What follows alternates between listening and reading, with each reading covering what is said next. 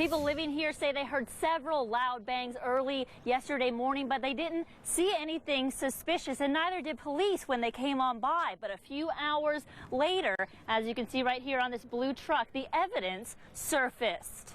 Randy, it's shaping up well. You know, it's only been a year since the efforts began to preserve this historic architecture here on Chestnut Street. And today, just a few hours ago, I got to step up. I got to come on inside. I wanted to be able to show you guys at home all the progress. The garage in the fire department, wall to wall, walk with me now, is only about 20 feet or so, and I'm told the department actually has 2 fire trucks, but as you can see, this garage is only big enough for 1. I'm here on Wilson Drive inside the Country View subdivision, where this morning these roads did look a little worse than they do now, but even this afternoon you can still tell by looking right here why the school board made that decision, that this is just too risky of a road for school buses to be on. They've been looking for folks there, short-staffed for more than a year. Jessica Gavin is here now with what they need. Well, I'm learning they'll need about 7 dispatchers, Beth, and that's just for starters. I found out today the 911 center is working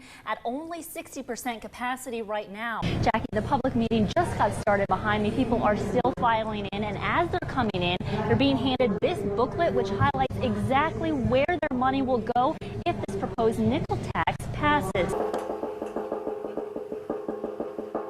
Normal playground equipment, you really don't see things that children can do sound on, where they can do their own sound and reproduce different sounds. The creation of noises, bright colors, and equipment that stimulates the mind. That's what community members of Dixon say makes sensory parks like this unique and educational for local children with autism. We think they'll enjoy that, seeing how their voices can change by changing the length of the pipes.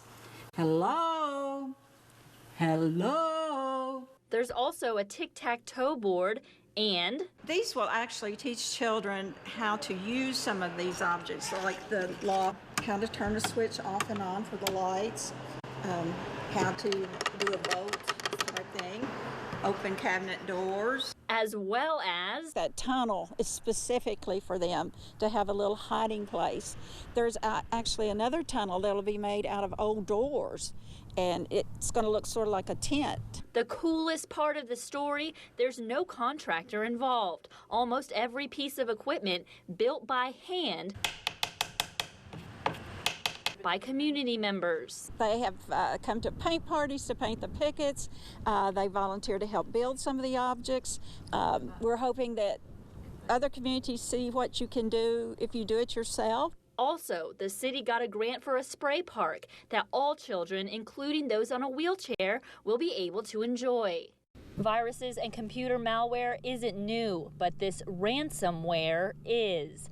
Right now, the FBI is investigating a very similar case of ransomware at a Los Angeles hospital. That hospital paid about $17,000 to those hackers for the access back to the patient files. In the past, seen crimes at such a large scale as cybercrime as you've had with Methodist. And I would say that's just in crime in general. The more a criminal commits a crime, the more confident that they get, especially if they get away with it. And so I think that's what you're seeing here, is that they're shooting just for a larger target and more money. David Park, COO of Methodist Hospital, tells me today the hackers have copied patients' records and locked those copies.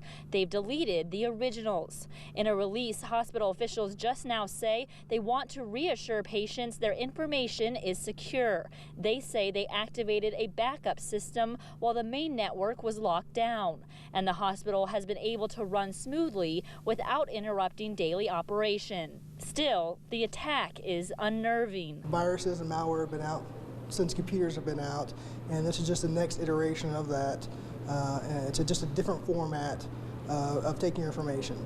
And the goal of this is not actually to have the information sell to other people, it's to have their information and hold it against you, so you'll pay them. Jessica Gavin back from Morganfield now. And Jess, you found out this all started with a routine traffic stop. That's right. Union County Sheriff's deputies tell me had it not been for that tail light out, all three might have gotten away with this. And yes, you heard correctly, two are accused of paying the Ideal Market clerk for snacks and booze with meth. And that clerk is in trouble too, because we're told she accepted that payment. A quick search on Shauna Ragsdale's car, and Union County Deputy Kyle Dame found all of this.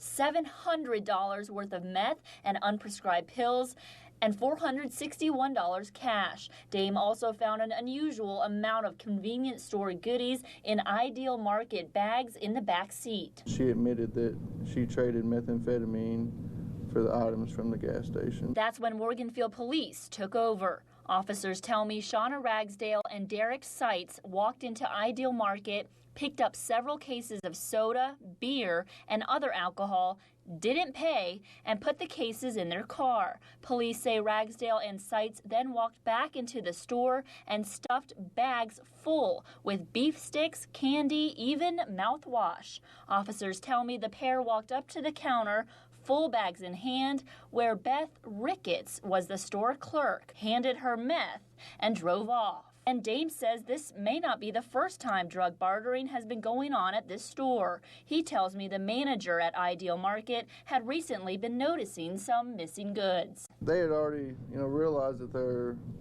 inventory was low and their numbers weren't matching up, so they were, working to try to figure it out, and we were able to put our information together and solve the issue.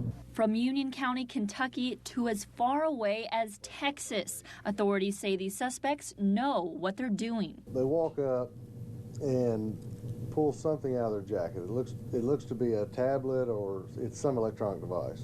They set that on top of the ATM. The other device is the actual skimmer where your card goes in. This is what a typical skimmer looks like, probably the one these suspects used. But Deputy Thomas says, unfortunately, there are new skimmers that are even harder to trace. There are some devices that are Bluetooth capable.